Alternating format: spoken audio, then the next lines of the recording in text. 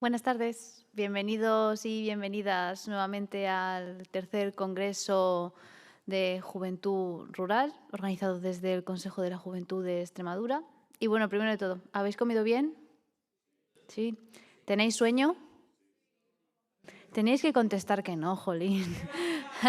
Bien, estamos full de energy. Genial. Pues vamos a continuar ahora con la segunda de las ponencias y bueno, pues estoy segura que ya os habéis ido ubicando entre vosotros, yo os vais conociendo un poquito mejor, sabéis de dónde venís cada uno, de qué pueblo sois. Y bueno, pues con estas presentaciones hechas, seguramente pues que os estáis ya preguntando cuáles van a ser los siguientes temas que vamos a tratar.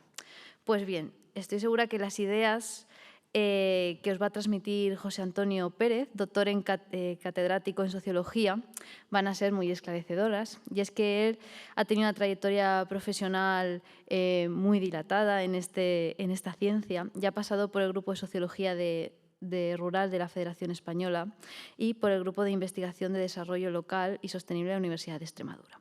Hoy, concretamente, vamos a escuchar una ponencia que la ha dedicado a el consumo de la ruralidad y sus recursos frente al despoblamiento. Y nada más, ceder la palabra a José Antonio.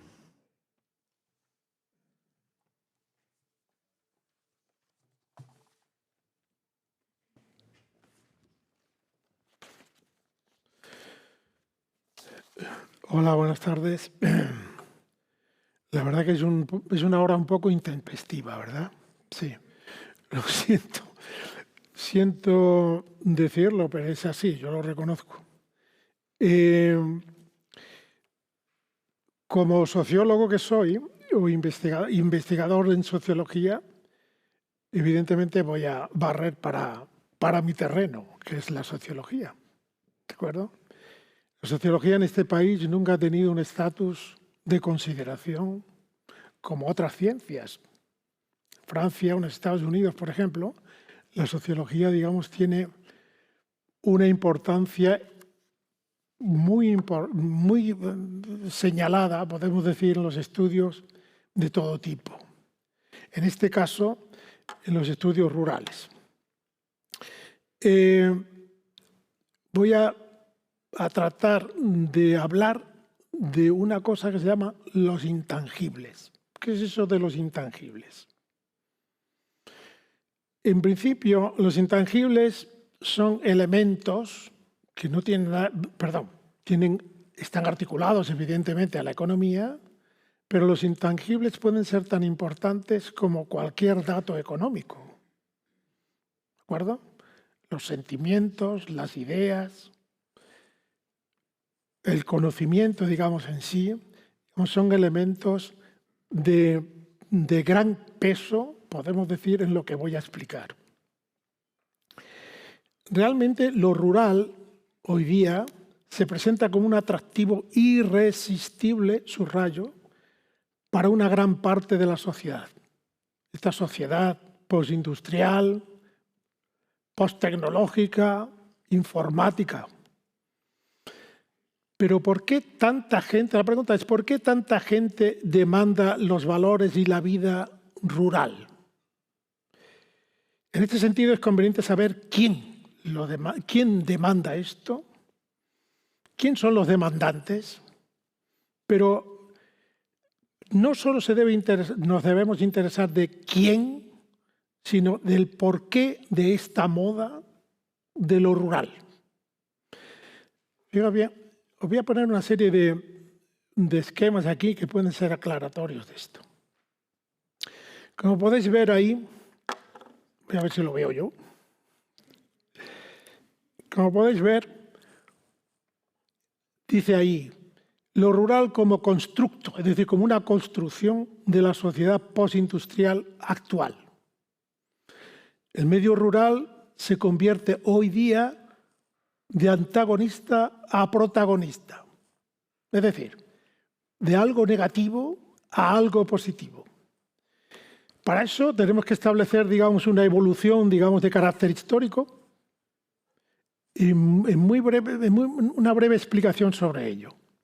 Nosotros partimos en un momento determinado de una realidad campesina, donde la tierra y la agricultura eran la base de la división social. Así podíamos considerar que habría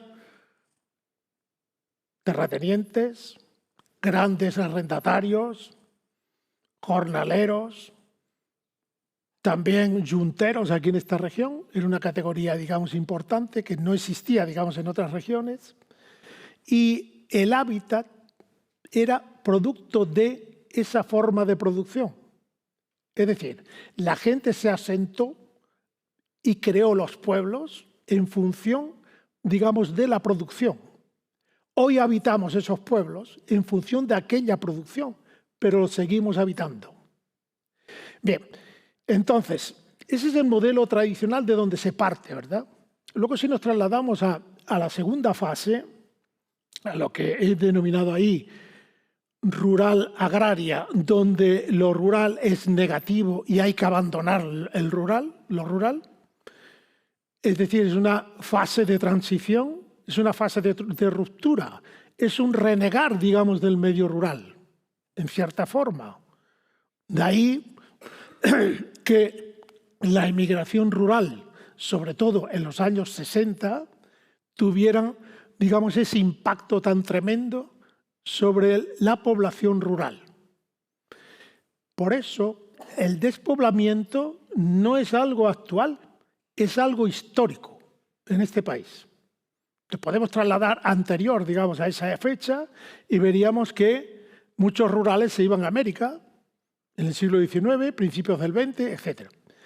Esa fase de la ruralidad agraria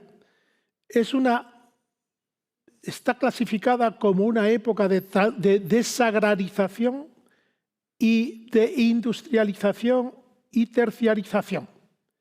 Es decir, la gente se traslada del medio rural al medio urbano, a los complejos industriales y terciarios. Y lo de terciarios cuando hablo del sector servicios. Por ejemplo, Madrid, en un principio, en los años 60, no era una ciudad industrial, era una ciudad de servicios, ¿no? ¿Y la gente de dónde se fue? Pues el País Vasco, Cataluña, Madrid, etcétera, etcétera. Este modelo es un modelo que yo llamo, o que se llama, mejor dicho, fordista. Aquí la población rural está en un movimiento centrífugo hacia afuera. ¿De acuerdo? Al llegar, digamos, al tercer momento, a ese modelo nuevo de ruralidad de la sociedad postindustrial, tenemos actualmente lo que se llama una ruralidad híbrida. Es una mezcla, digamos, de segmentos sociales que vienen de diferentes sitios. No tienen por qué ser solamente los rurales, sino de gente que se asienta en el medio rural. Luego lo explicaré con mayor detenimiento.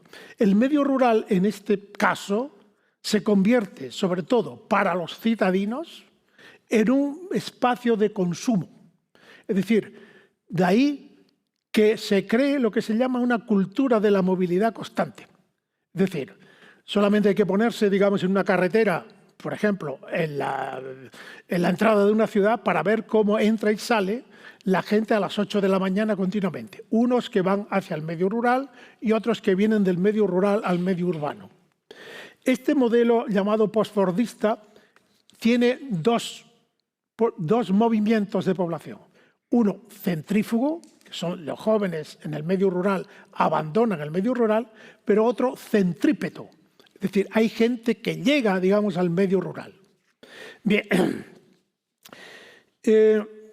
los pueblos fueron hechos, como he dicho antes, fueron construidos en una forma de vida relacionada con los... Sin embargo, en estos pueblos tenemos que vivir o estamos viviendo. Los pueblos, aparte de haber reducido el volumen de la población, sin embargo, han dejado de ser agrícolas o progresivamente agrícolas y se convierten, digamos, en pueblos donde otros sectores, el sector servicios principalmente, en los nuestros, quiero decir, el sector servicios tiene mucha importancia. Bien, un detalle importante es el siguiente. Si yo hablo de movilidad, voy a decir una palabra, commuting, se llama commuting, ¿de acuerdo? De gente que se traslada de los pueblos a las ciudades, a trabajar, a estudiar. Pero también se trasladan otros de las ciudades a los pueblos, maestros, médicos, veterinarios, etc. Esto es la cultura de la movilidad constante. El turismo también es una forma de movilidad, es una cultura de la movilidad, ¿vale? Entonces, se entiende, por ejemplo, diríamos o creeríamos que todos los agricultores o la mayoría de los agricultores viven en el medio rural. Esto es un error de una magnitud total. Muchos agricultores, esto no hay estudios sobre ello, pero muchos agricultores atienden a la gestión, digamos, de sus explotaciones desde las ciudades o los grandes pueblos. Es decir, de agricultores que se han instalado, digamos, en ciudades pequeñas o grandes pueblos. Este es un caso paradigmático de lo que ocurre hoy día, pero también, por ejemplo, se puede decir que la agricultura ha dado la espalda al medio rural, sobre todo en términos de agroindustria. Hoy día la agroindustria se instala en los polígonos industriales, en los arrabales, digamos, de las ciudades y no precisamente en los pueblos. De tal forma que gran parte de la agroindustria se encuentra, digamos, en el medio citadino. ¿De acuerdo? Bien, hay muchos ejemplos de este tipo donde la gente creyendo, digamos, que el medio rural, digamos, tiene que ver absolutamente, digamos, con la agricultura, cuando esto no tiene por qué ser cierto. En algunos pueblos más y en otros menos. Así, por ejemplo. Entonces, dicho esto, ¿qué es lo que hay en el medio rural? Evidentemente, todas las situaciones no pueden ser las mismas. Vosotros conocéis, por ejemplo, que los pueblos bajo un mismo paraguas de desarrollo, de un programa de desarrollo, unos tienen más dinamismo que otros. Es decir, unos tienen más licencias fiscales que otros. Bien, ¿a qué se debe esto? Se debe principalmente a factores eminentemente sociológicos, más que económicos. Lo económico está bien, pero lo sociológico a veces prima sobre lo económico. Y ahí tenéis, digamos, tres modelos ideales de ruralidad. El primero sería, por ejemplo, en las áreas donde el sistema agroalimentario potente es el que domina. Fijaos bien, os voy a dar ejemplos. El primero sería representativo, por ejemplo, de las vegas altas o bajas, me da exactamente igual, donde puedan estar Don Benito, Villanueva y sus alrededores y su zona de influencia.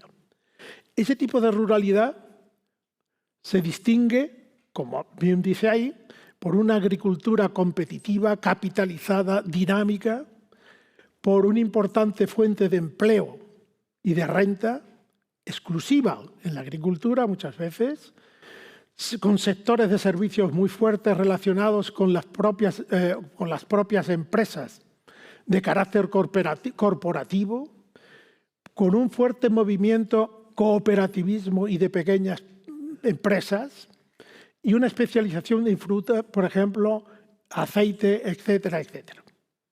Bien, ahí podéis incluir, si queréis, si buscáramos, digamos, un rural metro, podemos ver que una comarca o un pueblo se dirige más hacia uno en función de esas características que no son las únicas.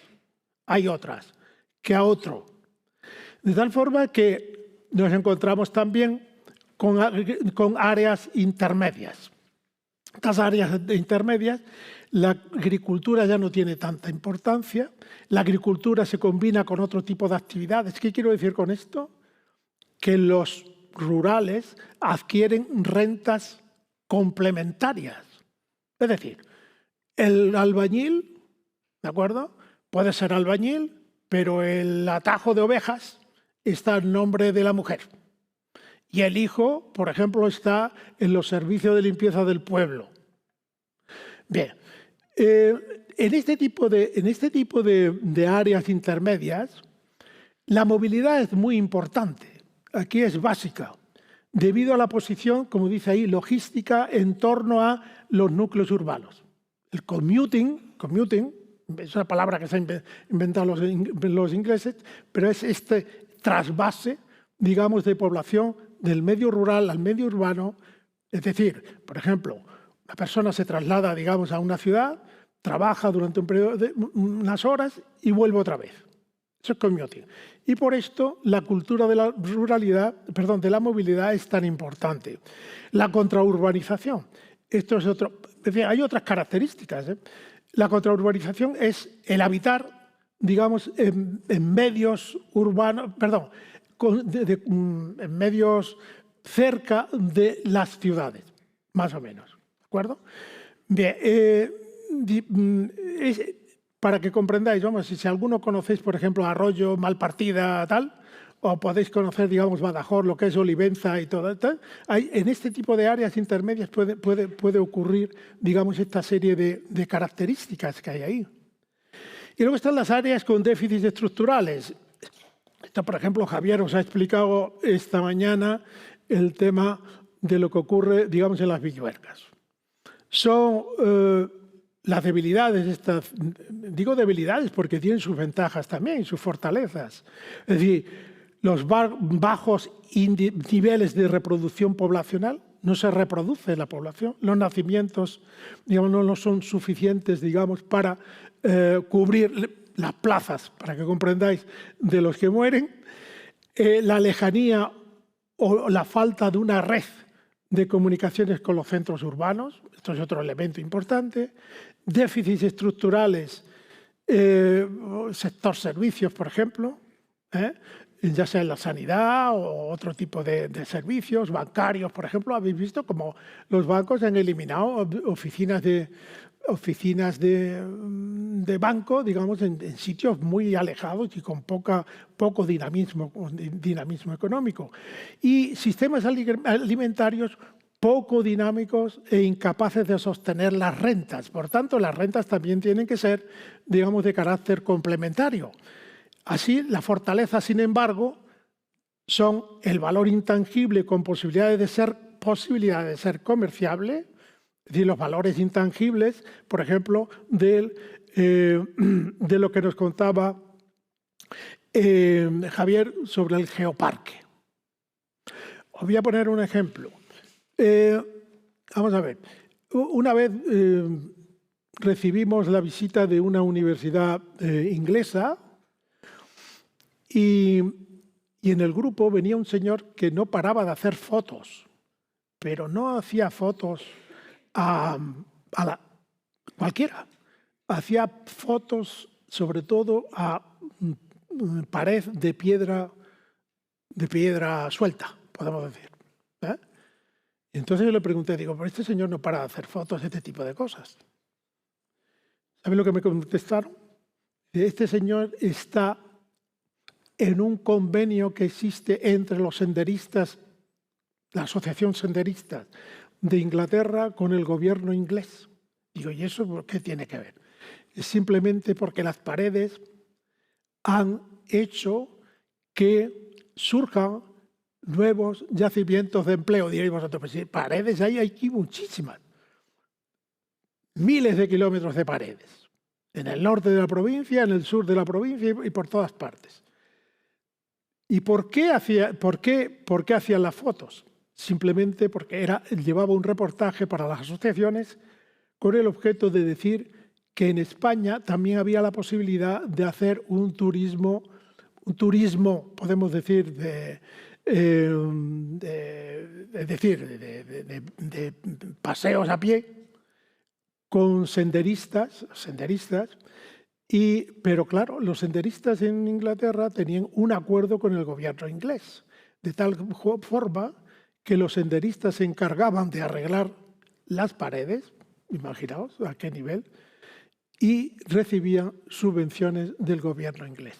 Más todavía, no solamente ocurrió eso, sino que los senderistas, al pararse, al arreglar las paredes, indirectamente incrementaron el turismo rural, incrementaron los bed and breakfast, entre otras cosas, ¿de acuerdo?, en ese medio rural donde desarrollaban sus actividades. Quiero decir, por tanto, que cualquier elemento cualquier elemento del patrimonio rural puede ser puestos en valor. Imaginaos, por ejemplo, qué era el geoparque hace 25 años. Nadie se le hubiera ocurrido, digamos, decir que aquello era una fuente, digamos, de riqueza, digamos, para la región y una forma de frenar, digamos, el despoblamiento. Bueno, pero voy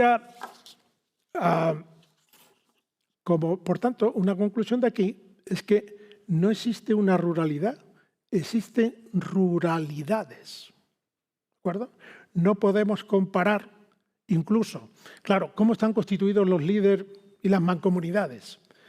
Pues no sé con qué criterios muchas veces se han constituido, pero la verdad es que no hay muchas veces una homogenización y con características propias, digamos, de la comarca de los pueblos que pertenecen. De tal forma que un líder puede saltar de una comarca a otra y no coincidir, digamos, con la mancomunidad, digamos, de pueblos.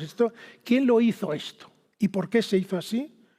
Evidentemente hay motivaciones políticas que influyeron precisamente en el diseño precisamente de estas comarcas. Por tanto, ruralidad diversa, no solamente históricamente hablando, sino que ruralidades en el mismo momento. Bueno, quiero que veáis esto ahora. Este esquema viene a explicarnos lo siguiente. Evidentemente ha habido una gran transformación social a partir de la diversificación productiva en el medio rural. Hemos dicho que el medio rural ya no es agrícola como tal. Hay, digamos, pueblos cuya población, digamos, en el sector servicios sobrepasa el 40%. Sean empleados del ayuntamiento, me da exactamente igual, o sean empleados de otro tipo de organizaciones. Bien, en este sentido, esta transformación social, podemos decir, tiene en cierta forma una relación con la división del trabajo en el medio rural. Ya no es, digamos, el propietario de las tierras y el que trabaja la tierra fuera o no arrendatario o jornalero, sino las empresas que se instalan ya no tienen, digamos, ese tipo de concepción y podemos ver en el medio rural gerentes, técnicos, administradores, trabajos no manuales, trabajos de cuello blanco en el medio rural, cuando el cuello blanco, digamos, estaban en las ciudades principalmente. Trabajo de carácter manual, como pueden ser los trabajadores de los tres sectores, agrícola, industrial y de servicios. También encontramos autónomos y cooperativas en el medio rural.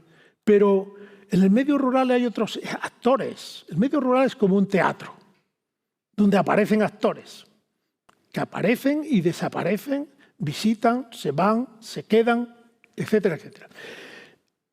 En este sentido, en la división y el origen de la cultura, el origen del individuo y de la cultura, encontramos segmentos relacionados con el medio rural, ya sean retornados, neorurales, residentes secundarios o turistas. Turistas. Ahora me quedo en turistas solo, ¿eh? Digo turistas porque luego voy a profundizar en otro tipo de turismo que es muy poco conocido y muy menospreciado precisamente en esta región. Luego tenemos organizaciones públicas, por ejemplo, como pueden ser los ayuntamientos, donde encontramos burócratas, agentes de desarrollo, asistentes sociales, profesionales de la sanidad y de la educación. De tal forma que hoy día tenemos esto. Una amalgama de segmentos sociales en el medio rural, digamos, podemos decir tan compleja como era la amalgama de segmentos del sector tradicional agrícola. Así, por ejemplo, tenemos retornados, que son antiguos emigrantes, hijos del pueblo, cuya motivación principal es volver al seno familiar, a la raíz, digamos, del pueblo, emigrantes de retiro. Estos son prejubilados que no tienen nada que ver con el medio rural o jubilados foráneos que están fuera, que no tienen nada que ver con el medio rural, como decía antes, neorurales. Todo el mundo cree que los neorurales son, pues eso, no sé, artistas, artesanos o bien ejecutivos y profesionales. Pero la verdad es que los inmigrantes son neorurales. Extranjeros son neorurales también.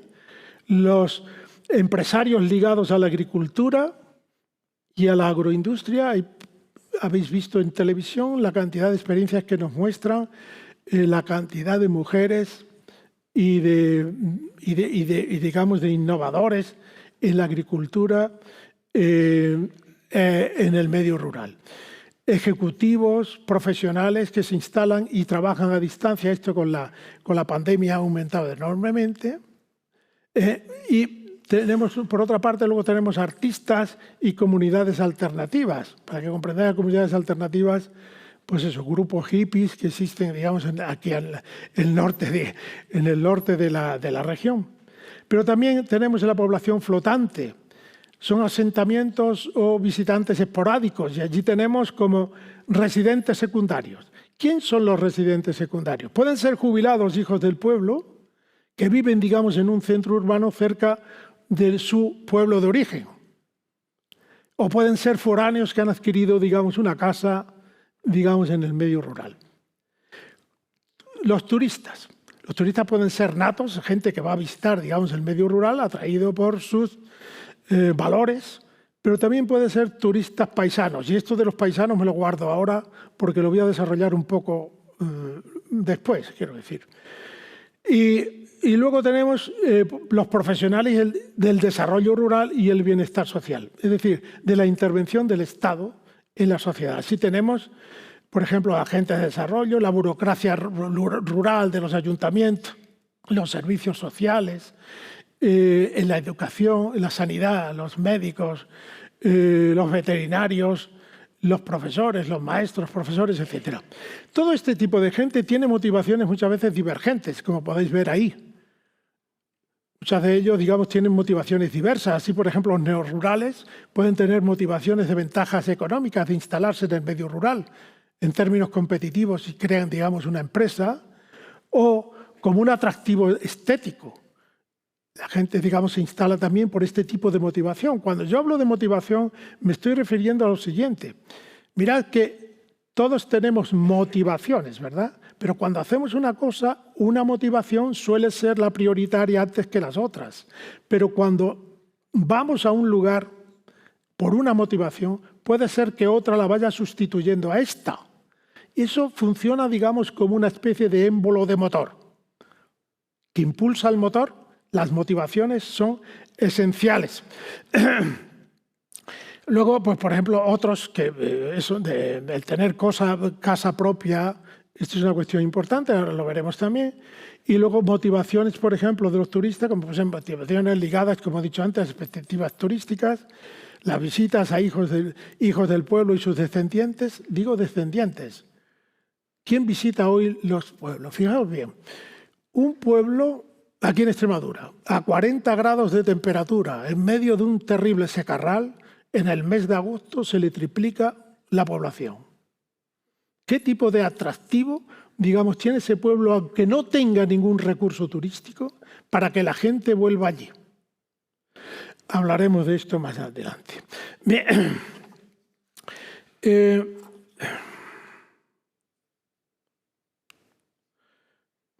Vamos a ver. Uno de los motores importantes en la valoración del medio rural es la ideología, el conjunto de ideas que tenemos aquí en la cabeza medioambientalista. No hay nadie aquí entre vosotros que niegue, por ejemplo, el valor que tiene el medio ambiente o un paisaje. De tal forma que esta ideología medioambientalista es una ideología que tiene tres componentes, pero no son los únicos.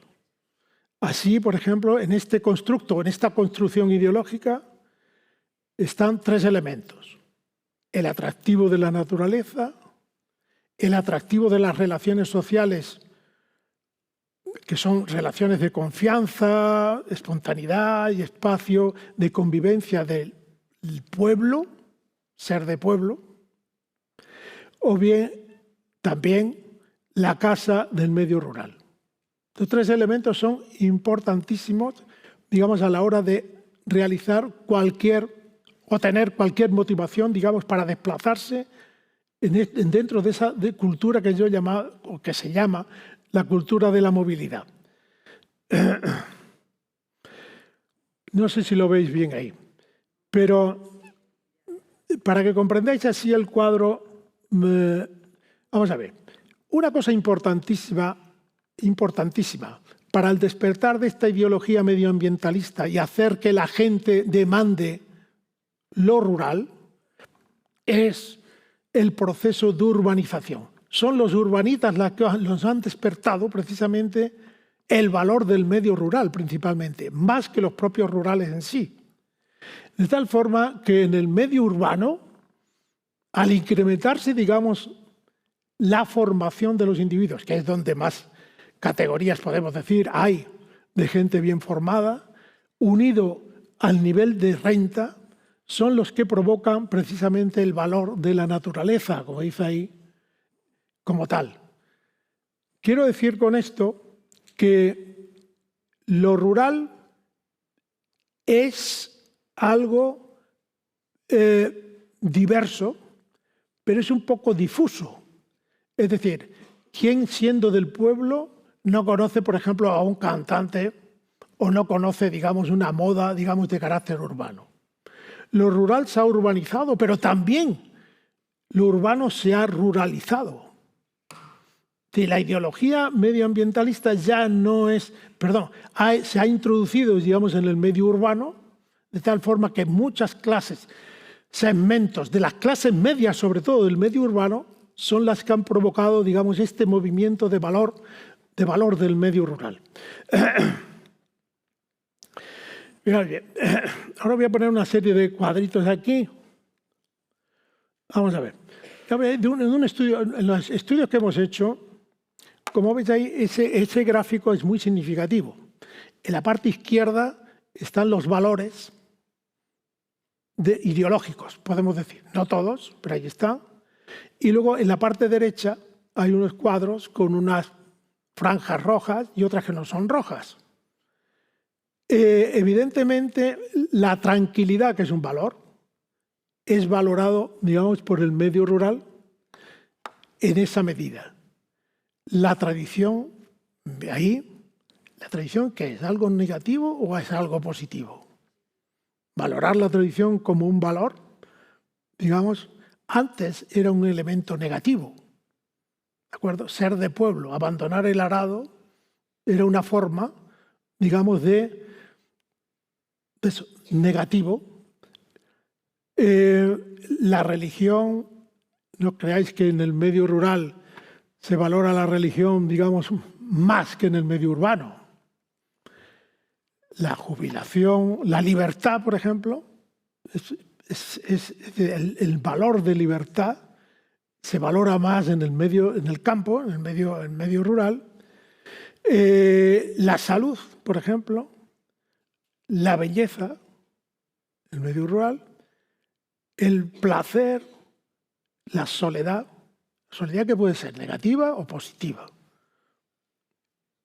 Para mucha gente la soledad es un elemento positivo, sobre todo si viene del medio urbano. En realidad, el abandonar el medio urbano con todos sus inconvenientes, a veces, digamos, la soledad puede resolverle, digamos, el problema en algún momento determinado. Bien, voy un poco más deprisa.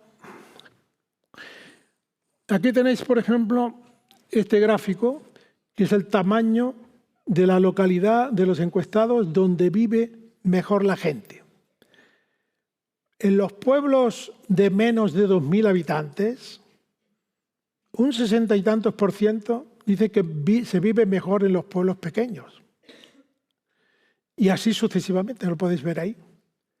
Quien vive, digamos, mejor en los pueblos de más de 30.000 habitantes son los ciudadanos. ¿De acuerdo? Voy para adelante. ¿Dónde vive mejor la gente y dónde desearía que vivieran? Bueno, esto voy a pasar. Vamos a ver. Dicho todo esto, por tanto, la ideología es un elemento importante a la hora de escoger, digamos, el medio rural, ¿de acuerdo? Y entonces, ¿qué ocurre, digamos, con el turismo? El turismo tiene diversos atractivos. Sabemos que es un elemento estratégico para el desarrollo rural, ¿de acuerdo?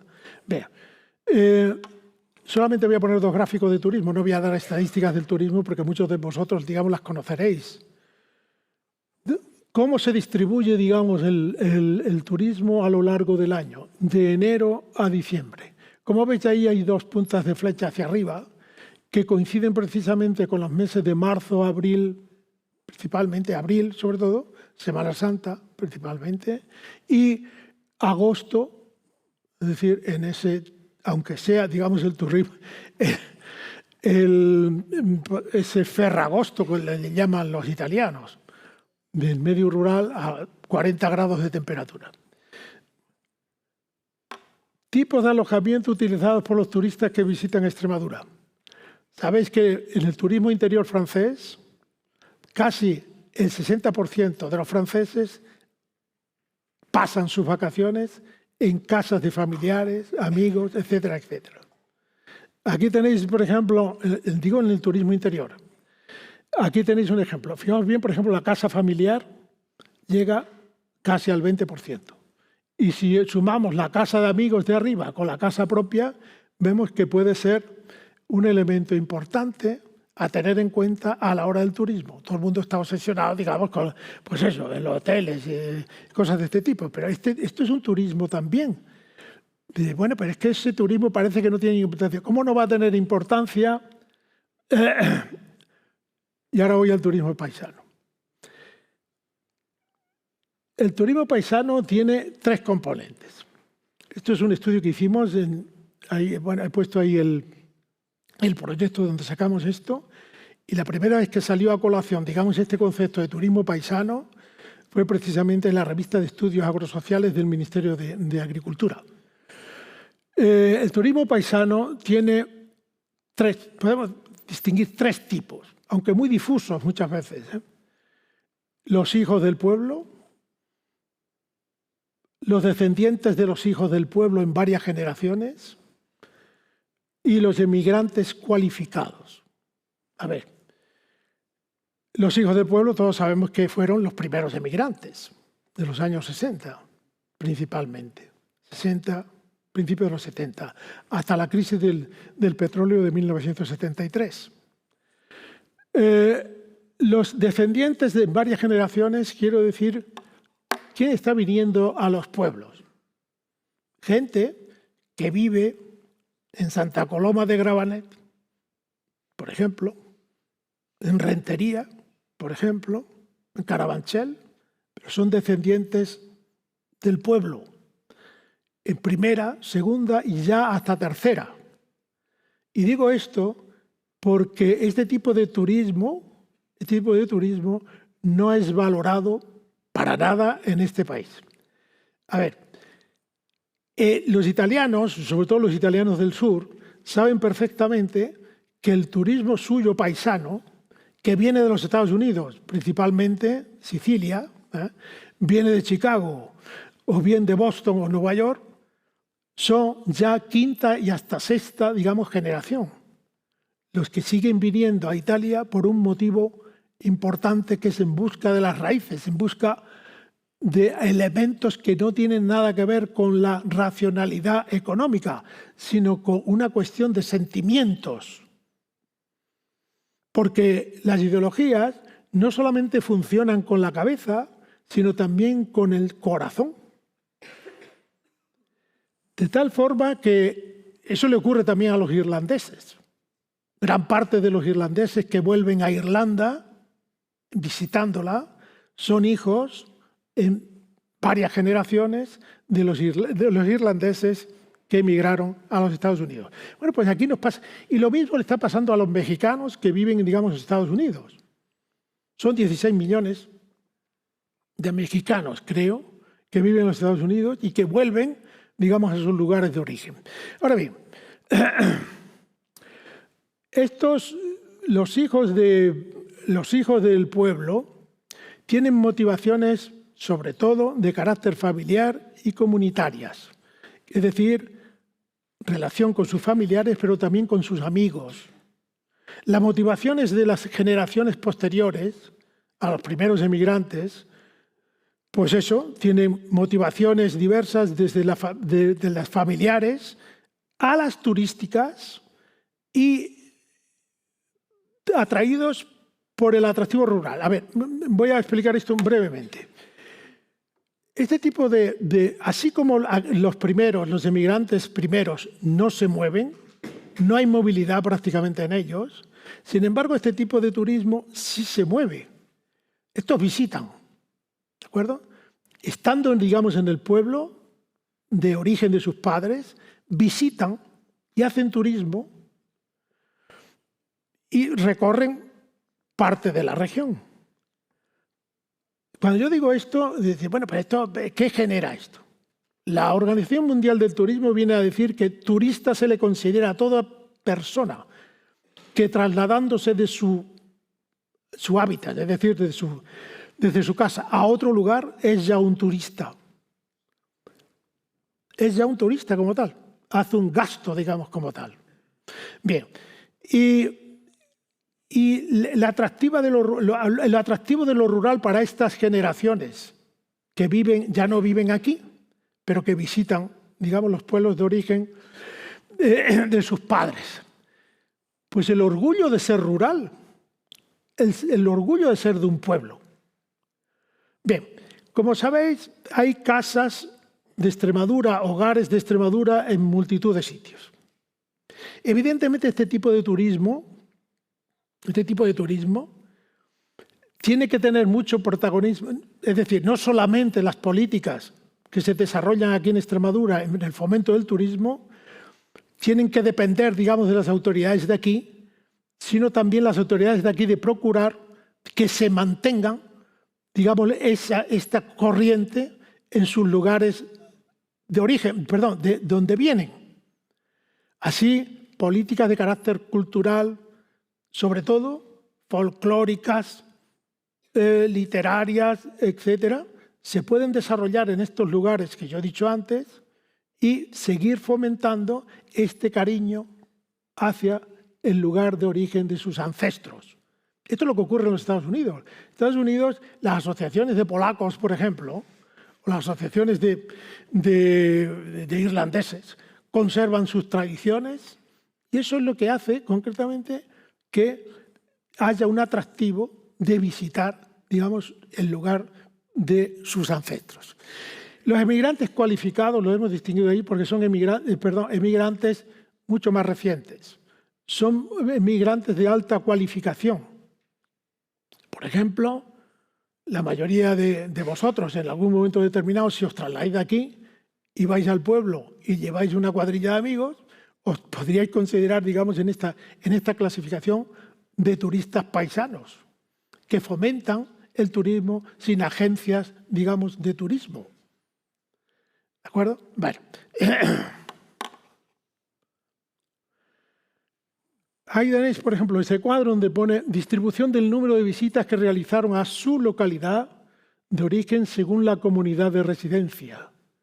Ahí, por ejemplo, todos los años, fijaos en la parte de abajo, todos los años en Cataluña el 72% de ellos, de los encuestados turistas paisanos, en Andalucía el 88%, los que viven en Andalucía. Sabéis que en Andalucía hay enormemente, digamos, de extremeños, muchos extremeños. Sobre todo en Sevilla. En Madrid el 85% y el País Vasco el 76%. Es decir, que vienen todos los años. Esto daba como resultado tal encuesta. Distribución del número de visitas que han realizado a su localidad extremeña según el grupo analizado. La primera generación, los hijos del pueblo. El relevo generacional, las generaciones de turistas que vienen hijos de aquellos. y los emigrantes recientes, que son estos emigrantes que hemos dicho cualificados. Como veis, todos los años, sean de un segmento o de otro, más del 80% en el caso de los emigrantes recientes y de la primera generación, quizá un poquito menos, digamos, del relevo generacional. Distribución porcentual del número de personas que acompañan el viaje. Esto es muy importante. Es decir, emigrantes, como veis, el número de personas, 2 personas, se entiende que es el matrimonio, ¿de acuerdo? 3 personas, ahí cambia la cuestión, serían los emigrantes recientes, la alta cualificación, quizás el matrimonio y algún hijo, los del relevo generacional, hasta más del 20%. En la tercera columna, más de 4 personas y ya más de 5, cae bastante. Por tanto, digamos, estos turistas paisanos arrastran a otros turistas y enseñan su pueblo, los alrededores de su pueblo o la riqueza patrimonial, digamos, de su comarca o de su región. Los principales motivos por los que visitan Extremadura, ahí los tenéis también, según sean de origen catalán, andaluz, de Madrid o el País Vasco. Veis cómo el relajamiento y la tranquilidad, el encuentro con los parientes y el encuentro con los amigos. Es lo que más, digamos, por lo cual están motivados este tipo de turistas. ¿Tipo de alojamiento utilizado por sus visitas? Pues, lógicamente, en el relevo generacional, en casas de familiares casi el 70%, casa propia en la primera generación y en los emigrantes recientes, casa de familiares. Por tanto, la casa de familiares, la casa propia, son elementos esenciales para que este turismo se desarrolle. Tiempo medio de permanencia en el pueblo que visita. Esto es importante también. Más de 3 semanas abajo, el 20%. En el caso del relevo generacional, emigrantes de primera generación, el 48%, nada menos, más de 3 semanas, y emigrantes recientes, el 18%. Evidentemente, la permanencia de más de 3 semanas, sean emigrantes de hijos del pueblo, de las generaciones siguientes, o bien los emigrantes cualificados, como podéis comprender, gastan dinero. Pero no solamente en bares o en discotecas, gastan gasolina, supermercados, farmacias, etcétera, etcétera. Todo esto no está cuantificado, pero esto genera, digamos, unas rentas importantes en el medio rural, en ciertas épocas del año, ya sea en Navidad, en Semana Santa o en el verano. Lugar donde realizan las compras durante su estancia. Fijaos bien que esto es muy importante. La mayoría de ellos en el pueblo, en el propio pueblo. Daos cuenta que están mezclados los pueblos. Hay pueblos grandes y hay pueblos pequeños, digamos, en la encuesta, en la muestra que sacamos. Pero es muy significativo cómo la mayoría de ellos, digamos, tratan de comprar en su propio pueblo. Bueno,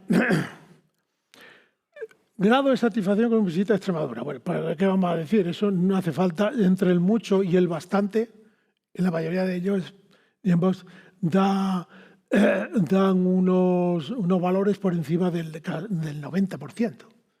¿Vale? Entre el mucho y el bastante. Bueno, aquí me paro. Es decir, vamos a ver. El turismo rural, esto que investigamos en su momento, en esos 2 proyectos de investigación para hacerlo, el turismo paisano, es una cuestión importante y estratégica y debía ser imitada, digamos, por lo que ocurre, por ejemplo, en Italia o bien en Irlanda, dos ejemplos que he puesto. ¿Cómo hacer esto? Se entiende que debe ser a través de políticas, del fomento, digamos, de la, y perdonad por el concepto, extremeñidad allí donde viven precisamente estos turistas. Se entiende que a los primeros emigrantes no hay que convencerlos de que vengan al pueblo, pero sí, cada vez más, lo necesitan los de las generaciones posteriores. ¿De acuerdo? El hecho de ser de pueblo, el definirse como pueblo, ya es un valor que va adquiriendo importancia. Antiguamente no.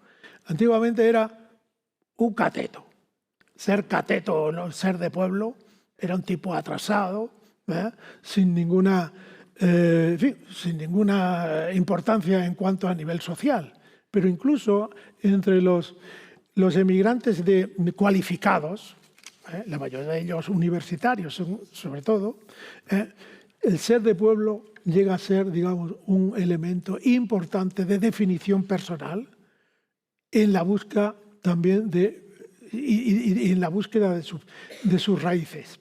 Bueno, en este cuadro tenéis lo siguiente. Solamente me voy a restringir a la formación. Tengo más en cuanto al tema de la investigación. ¿Qué es lo que predomina, digamos, en el medio rural? Hasta ahora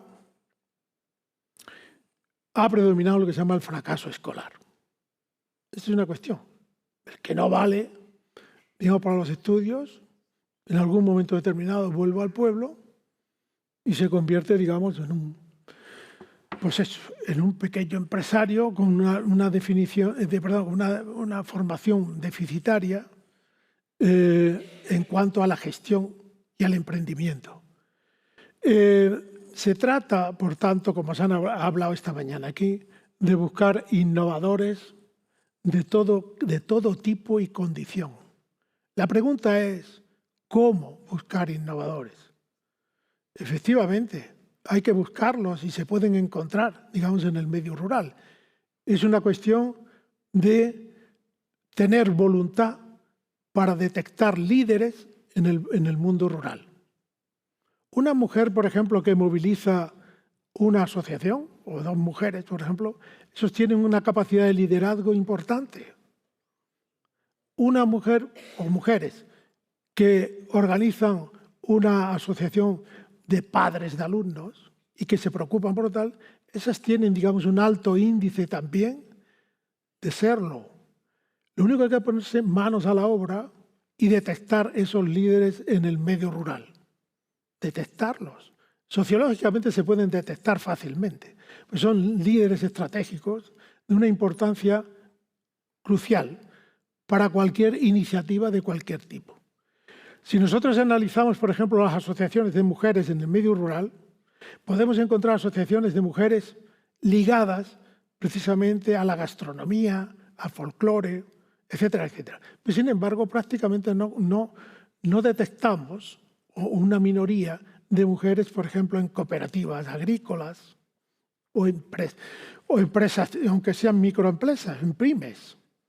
Por tanto, las mujeres tienen la llave del medio rural según nuestro criterio. Se entiende, por tanto, que dentro de las mujeres, dentro del conjunto de mujeres, habría que buscar precisamente esas lideresas, se puede llamar así.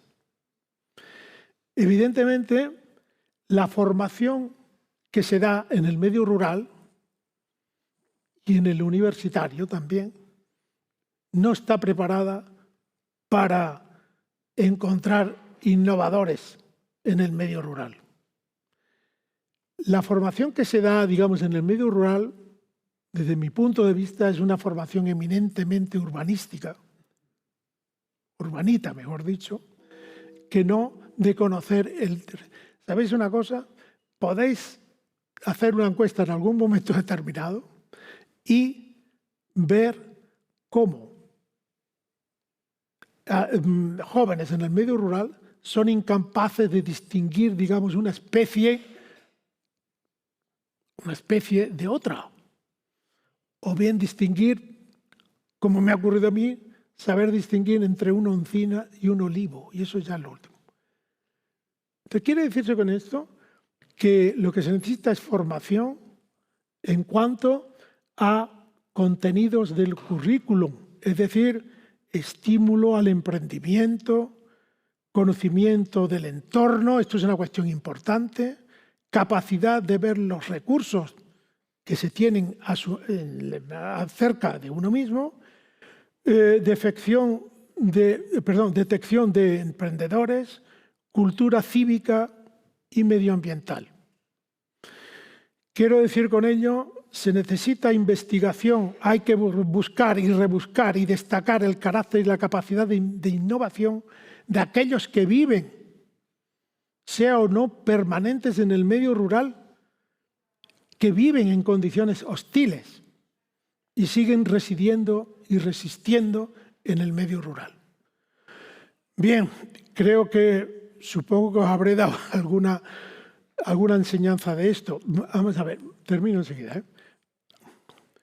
Algunas conclusiones, digamos, de lo que acabo de explicar. Nos encontramos en la sociedad en que vivimos ahora con una ruralidad muy compleja, donde existen muchos actores en el teatro rural. Es una ruralidad híbrida y difusa al mismo tiempo. Digo difusa por lo siguiente. El medio rural se comporta como un acordeón, ¿de acuerdo? Que emite en cierta forma sonidos graves y sonidos malsonantes a veces, se puede decir.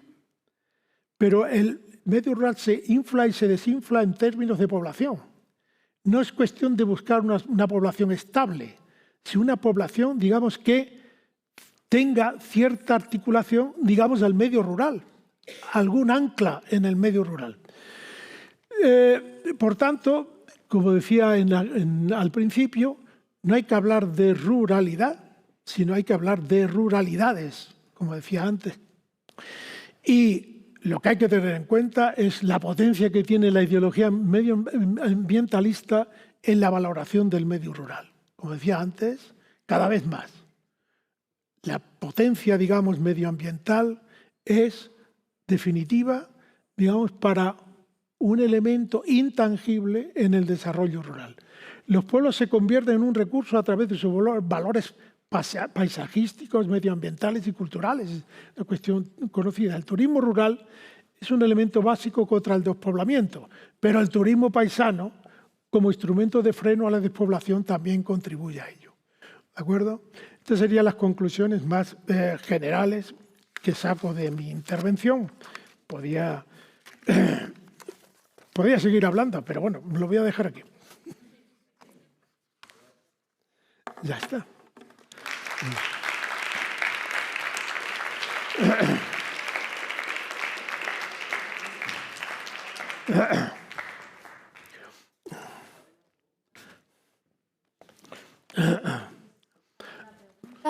Para José Antonio.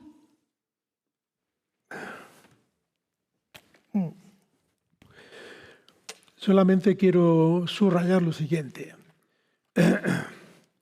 Nuestra vida no está hecha solamente de cuestiones materiales relacionadas con la producción económica, sino por elementos eminentemente psicosociales. Es decir, el fracaso de una cooperativa no tiene por qué ser el llevar una mala administración de la cooperativa o un fallo en la contabilidad de la cooperativa. En muchísimos casos es producto de una mala gestión del factor humano en la cooperativa. Y el factor humano es una cuestión importantísima. Y como no se vean las características del factor humano que tenemos en el medio rural, va a ser difícil, digamos, que salgamos de este. Yo que he sido, digamos, un combatiente, digamos, del despoblamiento de hace ya muchos años, veo que precisamente no se termina por asumir por parte de las autoridades políticas, digamos, el tema sociológico que supone, digamos, el medio rural. Estas cosas, por ejemplo, a cualquiera, yo me acuerdo que se lo expliqué, digamos, a algún consejero y me llegó a decir, esto del turismo paisano, eso genera, digamos, muy poco dinero. Que genera muy poco dinero, digamos, una familia de 3 o aunque sea uno, durante 15 días, que es bastante, cruzado, digamos, en casa, pues tratará, digamos, de alguna forma de evaporarse de casa e ir al bar, ir al mercado o ir a la farmacia. ¿De acuerdo? Este es un elemento importante y la verdad es que no se tiene en cuenta, digamos, para nada. Estas distinciones que hago sociales de segmentos es una cuestión importante. Es decir, todo lo que se nos presenta delante de los ojos, si yo miro esta mesa, pues evidentemente no veo átomos, pero esto es un conjunto de átomos. Entonces, la sociología lo que hace es trasvasar, ir a los trasfondos precisamente de los fenómenos como tales.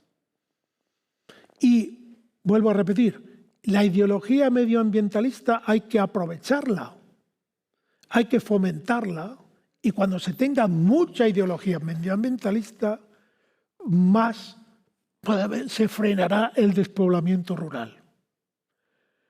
Sois muy jóvenes todavía. No sé si visteis un programa de La Bordeta, que se llamaba Un país en la mochila.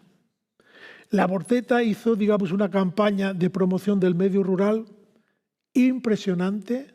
Todas las semanas había una edición de este programa que incluso, me parece que eran los domingos, que incluso superaba a Estudio Estadio, digamos, en audiencia. Evidentemente, si los medios de comunicación, nuestras familias, las autoridades correspondientes, el sistema de enseñanza, no se comprometen en esto que he dicho, en la innovación y en el emprendimiento, en conocer el entorno, va a ser muy difícil que salgamos, digamos, de este pozo en lo cual nos hemos metido con el tema del despoblamiento. Que conste que los que están ahora en el medio rural son dignos de admiración. Es decir, los que resisten en el medio rural, esa cultura de resiliencia que tiene mucha gente. Es una cuestión importantísima y sobre todo, ya que hay mayoría de mujeres aquí, creo, sí, yo más o menos, las mujeres tenéis, digamos, un protagonismo esencial. A la hora de las decisiones finales en una familia, quien tiene la última palabra, aunque no, digamos, no tenga, digamos, ni oficio ni beneficio, suelen ser las mujeres. Y en el tema de la emigración de los jóvenes, las madres tienen ese protagonismo tan importante. Tan importante. Bien. ¿Alguna pregunta más?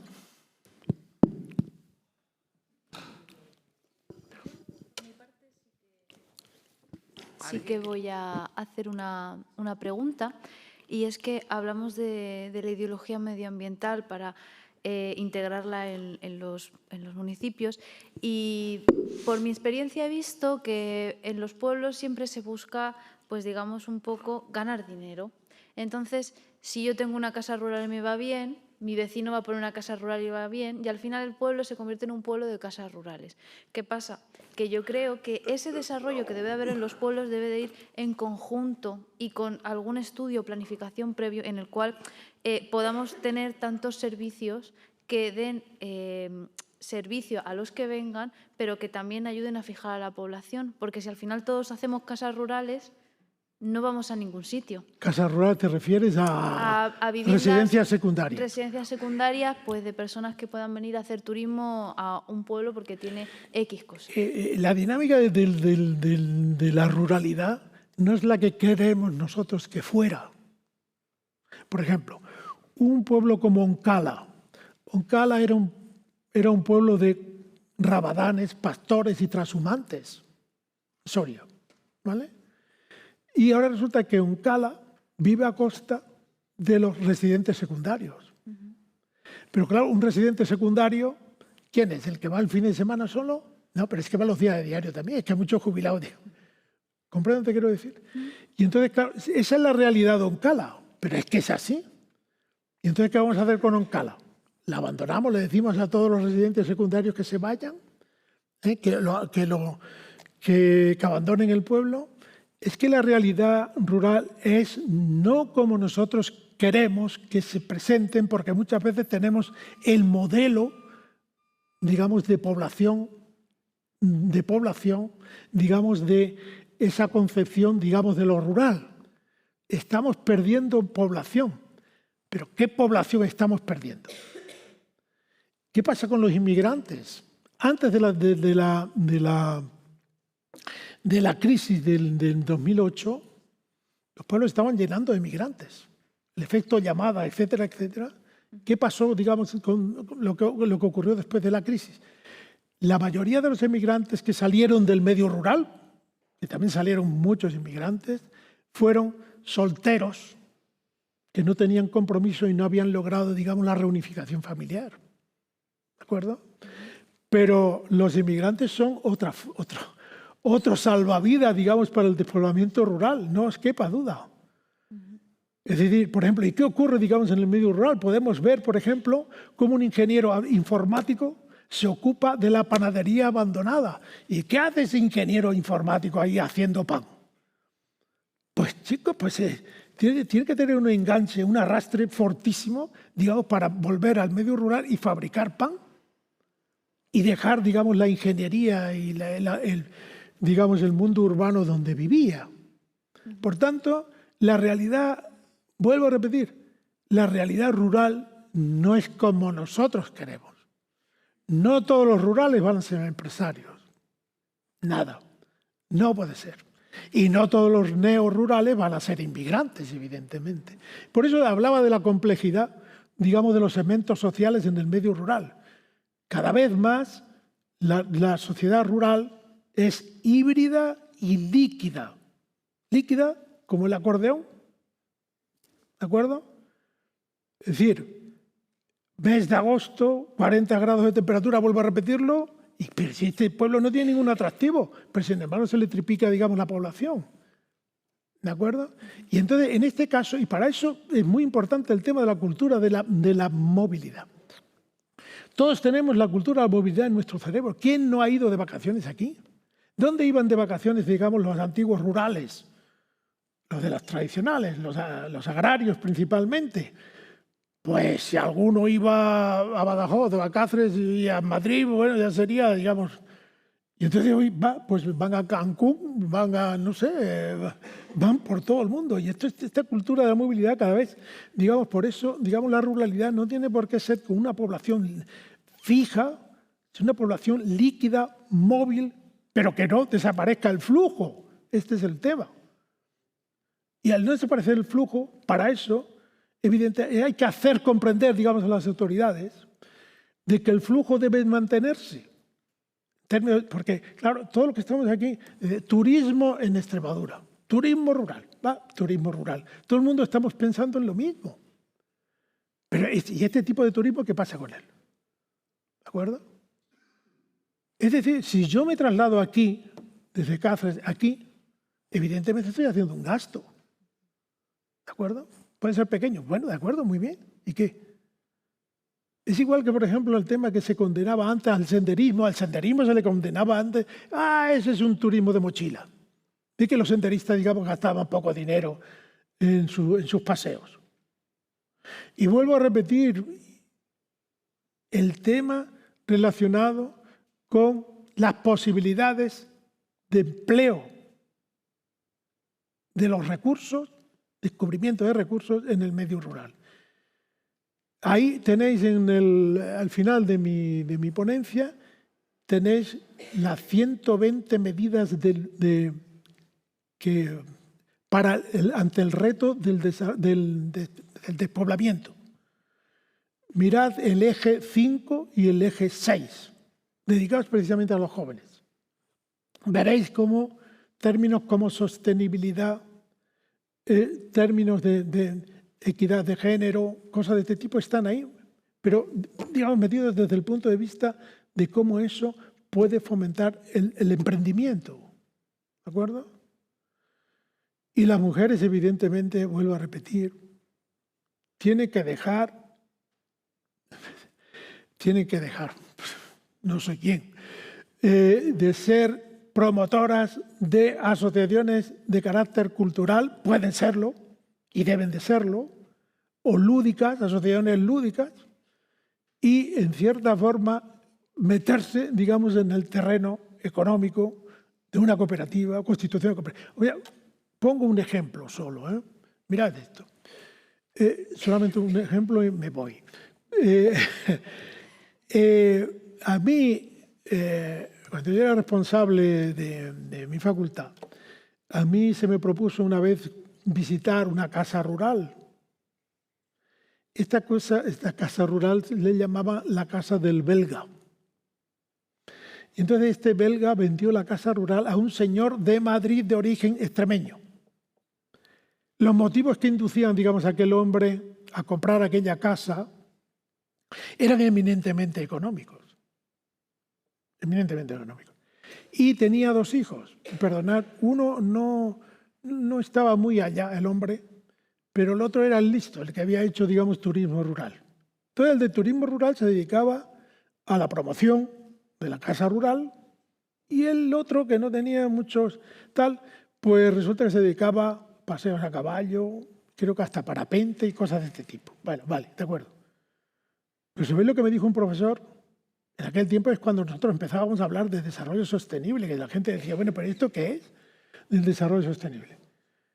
Esa casa rural, si la hubiera cogido, digamos, una cooperativa de mujeres del pueblo, ¿de acuerdo?, no hubiera sido más sostenible que esta empresa con estos 3, su padre y los 2 hijos, porque en algún momento determinado hay más peligro que el padre la soltara por algún motivo que la cooperativa bien entendida. Es decir, la cooperativa se entiende que hay elementos sociológicos para constituir una cooperativa. Hay elementos sociológicos muy importantes. Y vuelvo a repetir que el factor humano en el éxito, digamos, de una cooperativa es esencial. ¿De acuerdo? Lo mismo que en una empresa, una pyme privada, de familia. Como la familia, el cuñado y el otro no se lleven bien, pues la pyme puede ir muy, muy mal. ¿De acuerdo? Esta cuestión de relaciones personales es lo que se llama capital social. Y es que hay que crear capital social en el medio rural. Y el capital social se basa sobre todo en la confianza mutua. Mutua. ¿De acuerdo? Bueno, no. Muchas gracias, José Antonio. Despedimos aquí esta ponencia y os emplazo a vernos dentro de media hora. Y ahora tenemos un pequeño espacio para un café. Muchas gracias. Vale.